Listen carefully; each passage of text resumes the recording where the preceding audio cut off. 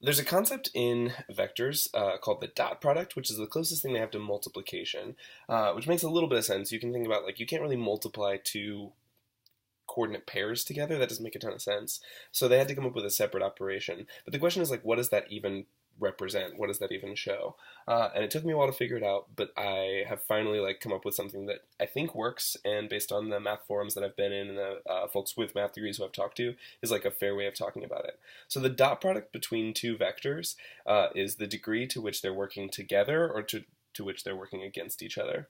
So you can see that like these two vectors are pulling this point in the same direction, and as a result, they're working together. So if we picture this as like u dot v, we can estimate that u dot v would be something positive but also small because these are pretty small vectors. So maybe something like, I don't know, 20 for these two vectors working together. For something like this, it's the same angle, like they're working about the same amount, but these are bigger arrows, they're working harder, and so the dot product of these might be something bigger. U dot V might be equal to something like 160. They're working together and they're more effective about it. And again, I'm just estimating based on the shapes that I'm seeing. There is a way to calculate it, but we would need to know the exact measurements of these vectors in order to do that.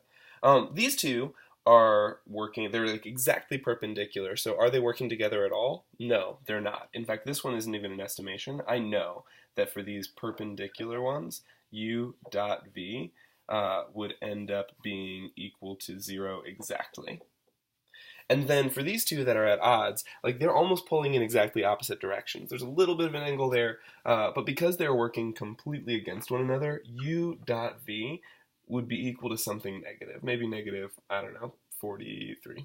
I made that up again. But so this is the estimation of reasonability that you can use for dot products, and this is kind of what dot products tell you.